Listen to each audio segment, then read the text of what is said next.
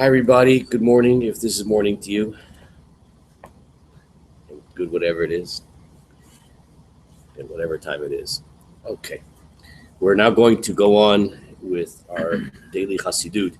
So, what we were discussing in chapter 7 in Ma'amar Hechatsu is the different ways that one can view the relationship between parts and whole. Parts and whole. Okay? So, you can view parts as having a distinct and oppositional relationship with each other, or you can view parts as components of a whole. And that's the function of Chokhmah, is to see the parts as a component as each one being a component of the whole. Now, we pointed out last time how everything that exists has this polar opposite, polar opposite, that's internal to it. So everything is a positive also has the negative charge in it, and everything that's negative has the positive charge in it. We talked about the analogy of shamayim, right? The Hebrew word for the heavens, which is a combination of eish and mayim, right? Fire and water. So even though if you were to take a look at eish separately and mayim separately, they seem to be mutually exclusive, right? But in fact, they're part of a greater unity, and each one of them has the other aspect which is inside of it. Okay, let's just finish the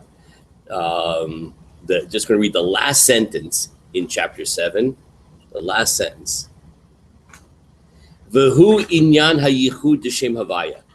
This ability to be able to see how everything is included with everything else, and that everything is actually a component part of the greater whole, that is the unity of Hashem's name, Havaya, the Yud Kei Vav Kei name.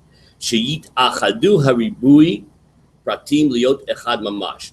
That the multiplicity of details actually becomes united through the capacity of Chokhmah. Chokhmah is the faculty which gives you the ability to appreciate this idea that all the different component parts are actually one.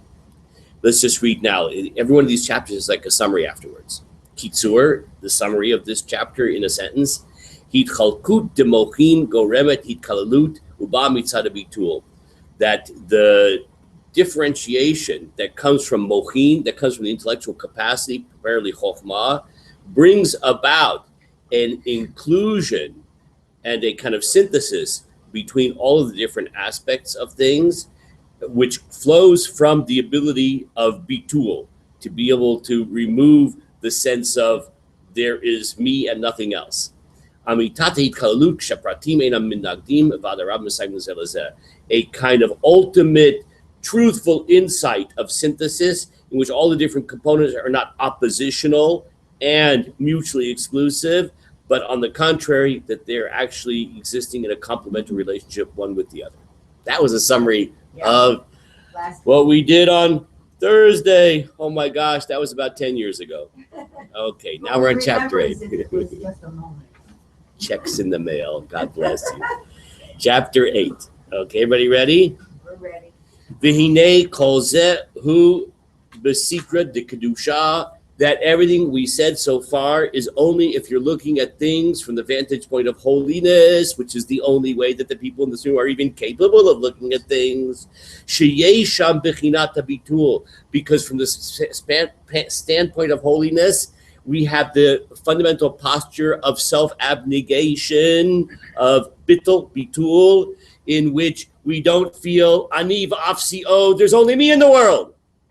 That by being able to transcend the meanness, the I-ness, that I'm the only thing that exists, we're able to appreciate how everything that exists in the world is actually a component of a greater whole, and that things are existing in a complementary fashion, not in an oppositional fashion.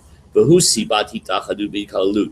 being able to view the world in that fashion through bitul, through shrinking down of one's sense of self, that is the causal factor which allows us to appreciate true unity and true synthesis. Mashekain came to Sitra Achra, which is not the case if you're looking at life through Sitra Achra, the other side, like anybody who's not in this room, or online, of course. So the other side, so they see things become a perud legamre. Everything is separate. Everything is disconnected. And that's because of every element feels itself to be a something. I'm a something. If you feel yourself to be a something, then of course there's me, and then there's other things out there which threaten me. Okay, now, do you notice that in the text, it now has a parentheses? That parentheses is long. In the Hebrew text, it's about 10 lines. This is only for the brave and stout of heart. Is that an expression in English? Something like that, stout-hearted, something like that. Okay, and that's because this is in super duper Kabbalah. Okay, and it's going to be using very technical Kabbalistic language, and I want to give us an introduction that hopefully is going to help us understand what's going on here. Okay, now this big paragraph here, which is isolated out with these parentheses, is an attempt at putting everything we've said into the context of the terminology and conception according to the Kabbalah of the Ari, Rabbi Yitzhak Luria, of how we view the coming into being of existence, flowing from only divinity until you get to this world that we live in now, which needs a lot of repair. Okay, now let's just start this process here. Now, what Kabbalah does, and it's really one of the central challenges of Kabbalah, is to understand, and we've talked a lot about this in the past, how could there be a world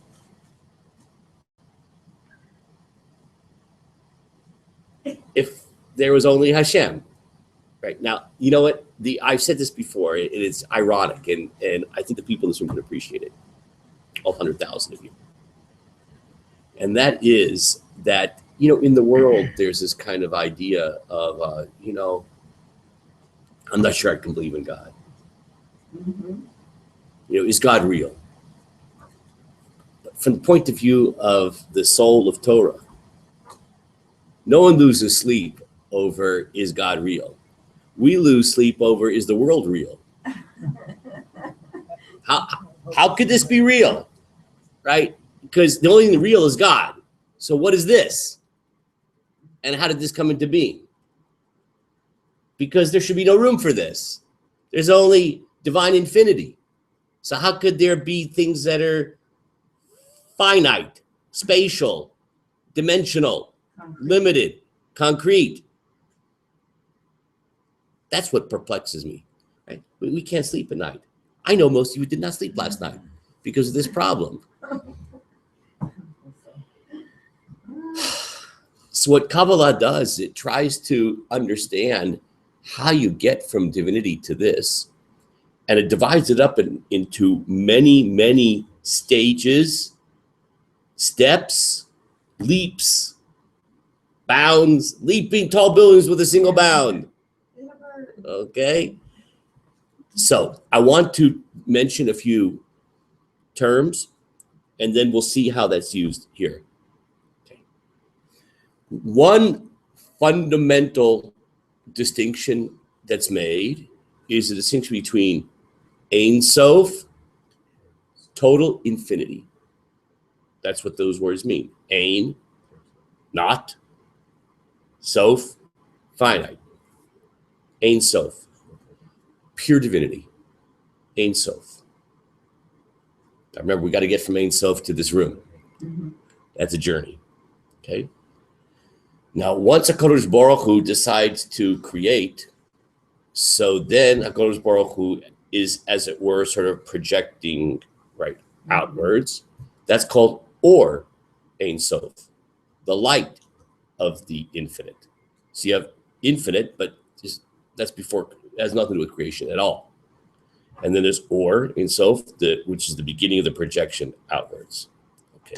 Now, as we've discussed many times in the past, that essentially involves a series of HaKadosh Baruch Hu concealing his Ein Sofness, his infinity. Okay. And of course, the term that Kabbalah uses for those various levels of concealment of his Ein Sofness, of his infinity, we call those Tzimtzumim, right? Tzimtzum, right?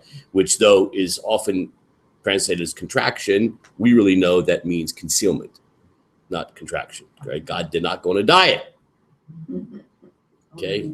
But there's hiddenness, okay? Now, the next big term that is used is Adam Kadmon, okay? Adam Kadmon. So that is, I guess you could, Adam is like Adam, and Kadmon means like primordial, first, Kodem, first, okay? So that is then the initial stage of this now being projected out, Adam Kadmon. See, but when we talk about Adam Kadmon, we're not talking about the physical world yet, way before anything in the physical world. Now, from Adam Kadmon, which is this idea of, hey, I think I'm going to create.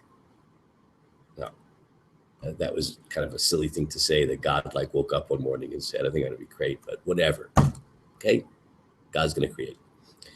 Now, ready for this? These are terms you may not have heard before.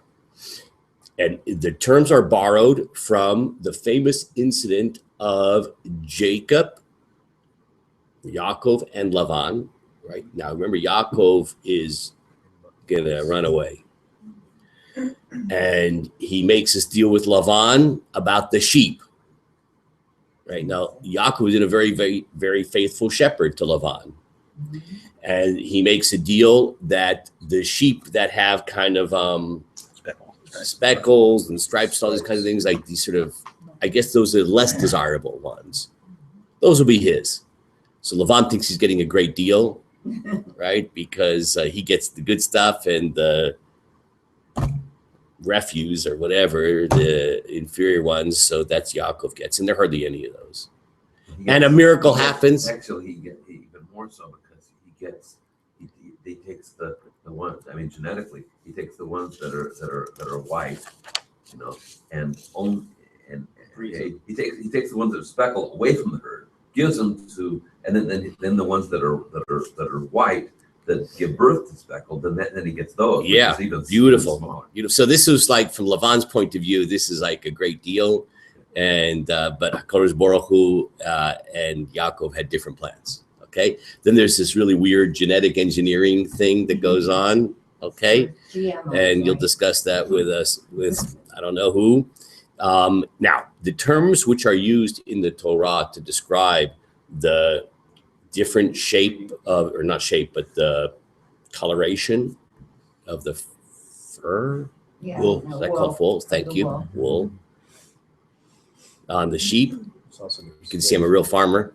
So so those terms are used in Kabbalah to describe successive steps in the flowing out of the creative light from Adam Kadmon, from primordial man. Now, those two terms in Hebrew, three terms, are Akudim, Nikudim, and Brudim.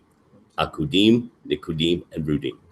So now I could translate those terms, but it's sort of like when we talk about Chochmah, Bina, and Dat, those three steps into the process, and I say, what does that mean, Rabbi? Oh, wisdom, understanding, and knowledge.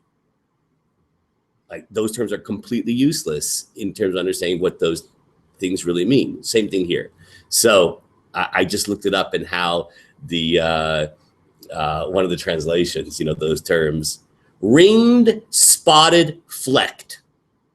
Oh, now I get it. Okay, so put aside ringed, spotted, and flecked, which is basically meaningless, right, for our purposes. And I want to discuss what that means in a Kabbalistic context. So in a Kabbalistic context, the first step, akudim, ringed. Now, That notion of ringed, that's a reference to the fact that when HaKadosh Baruch Hu sent out this sort of creative light, the initial stage of that created light is complete. The light is completely undifferentiated. This kind of monochromatic, monolithic light without any differentiation at all. See, the word akudim. Yeah, like going through a prism before it differentiates. Right, before the prism. Yes, Very right. good. The light before the prism. That's a very nice analogy. But you may know the word akudim, that same root from akedat Yitzhak, the binding of Isaac. It means bound together. So everything's bound together, undifferentiated. Okay. Now, the next step is nikudim. What happens to that light? So the next step is that nikudim, the word nikuda, I don't know if anybody knows that word. It means a dot. So what are dots? Dots are differentiated spots, right? Now, spots don't have anything to do with one another, right? They're spots. I'm sorry? Vowels or nikudim. They call those nikudot, right? Very good. They call those same word. The same word is used for that. Very good. So, so dots, nikudim. Now, so dots are when differentiation takes place, but the dots are not interrelated. Each one of those, so that's the division of the divine light into these different creative impulses that have distinguished characteristics, but each one of those characteristics, the sphirot don't relate to each other in any coherent fashion. Each sphira sees itself as its own complete entity. So there's Chesed in that corner, Gvura in that corner, Tiferet in that corner, etc. And each one of those sees itself as a completely independent entity, not connected with any other entity, and exclusive. Because of that one, only I exist, right? And everything else is sort of threatens that existence. That's called in the Kabbalah nikudim, dots. Okay, now, another very important term that's also called Olam HaTohu, the world of chaos. Okay. Now, Olam HaTohu, not to be confused with Olam HaTofu, okay? And and you know what? My mind is so as I was preparing this morning in front of the computer, so I was looking around to see if I could find some good material on Olam HaTohu. So I typed into the computer Olam HaTofu. Oh, no. Because that's when your sense of humor gets in the way of your brain. Okay? All right. Olam. In Hebrew, I wrote Olam HaTofu. Right? Tet Vav Pei Hey. Olam HaTofu. How come I'm not getting... Huh? Oh, Tohu. So that's Olam HaTohu, and that is the world of chaos. Okay, Olam HaTohu. Now, and that is the world in which Shvirat HaKelim took place. The structure, the scattering, breaking of the vessels, and the scattering of sparks. Okay, that's bad. When you have Nikudim, where the Sfirot are not related to each other, Olam HaTohu. Now, the third of the steps is Brudim, right? Because there's the three shapes on this, the coloration of the wool of the sheep. So Akudim, undifferentiated. Nikudim, differentiated, but not intercorrelated. Okay, disaster, fracturing, the sparks go into all different places. Brudim, that's the last level. That is, in fact, the Olam HaTikun, the world of repair. Now we're getting into, in the creative process, the world in which we operate, because we are repair people. I would say repairmen, but nowadays you can't say repairmen, right? Repair people. We are repair people. Okay, we exist in the Olam HaTikun. Now, Olam HaTikun, that is also the world of Atzilut. When we talk about the famous four worlds, you see everything we just till now, believe it or not. It's usually when we discuss creation, we've been limiting ourselves to, oh, there are 4 worlds in which the creative process took place. Atzilut, Bria, Yetzirah, and Asiyah. So everything we discussed now, you see, that this all precedes Olam Atzilut. Olam Atzilut is the world in which we can kind of conceptualize and do our work of repair.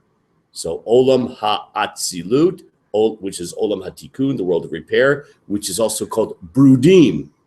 That's where what we do is we try using our chokhmah, using our brain, to be able to take the sfirot, these different aspects of reality, and trace them back to their source so we understand that they are all interrelated and part of an organic whole. Now, you might want to know why we're talking about this. I mean, it should be obvious in terms of unity, but that's not the point I want to make. The point I want to make is you could say, who cares? Can't we just be nice? Can always get along. Yeah, can't we just get along? That's a neat idea. Like, can you imagine all the sfirot that are in a state of nikudim? They're all scattered and not connected. One of them wakes up, and says, can't we just all get along? That's already brudim. That's Olam HaTikun. It's because it doesn't work that way. It doesn't work that way. It's not enough just to say, can't we all get along? To the extent that we can appreciate something on a deeper level, to the extent that we can understand how our behavior is deeply significant, how things that we do that we just write off as being, well, I just something I said, or who cares? Whatever, I just did something. Who cares? If we understand the anatomy, that's what we're talking about. The anatomy, the underlying physics, metaphysics of all of existence, then everything we takes on significance, and we can finely tune our behaviors, our thought, speech, and action in order to be able to do the right repair. You see, it's sort of like, I don't know if this is a good idea. I have a son, Aaron. So it's my oldest son. So he's really good in computers. He actually started out his current job as the IT person in this software company that he works for. But he has, very little formal training. But he's just not afraid of, like, for me, like, I'm afraid to touch anything. Like, I touch a button, I'm afraid the world's going to blow up. So he just dives in and, and it works out. I'm always freaked out, right? Because what if I touch the wrong button? Right. So the truth of the matter is, I think neither of those, sorry, Aaron, but neither of those is good. I mean, it's bad to be intimidated, but it's also at a certain point, if you don't really understand how this computer works, you're limited in terms of how you can maximize its functioning. To the extent that a person really understands how it functions, let's say a doctor, same thing. If a doctor just says, oh, this pill works for that, this pill works for that, but he really doesn't understand how the body works at a deep level, obviously his effectiveness is going to be limited. That's the point here. To the extent that we can understand the kind of cosmic anatomy of the universe, that empowers us to take very seriously the way we operate and to calibrate very precisely our behaviors for maximal reparative effect. Now, with that introduction, we'll be able to tomorrow morning actually read this parenthetical statement. So just to review, Akudim, Nikudim, Brudim. Akudim is when the sfirot are completely coalesced into one vessel, undifferentiated. Nikudim, they are differentiated and oppositional. And Brudim, that we, through the power of intellect, we're able to then see the unity and interrelatedness and synthesis between all of those formally oppositional creative expressions. Have a great day, everybody.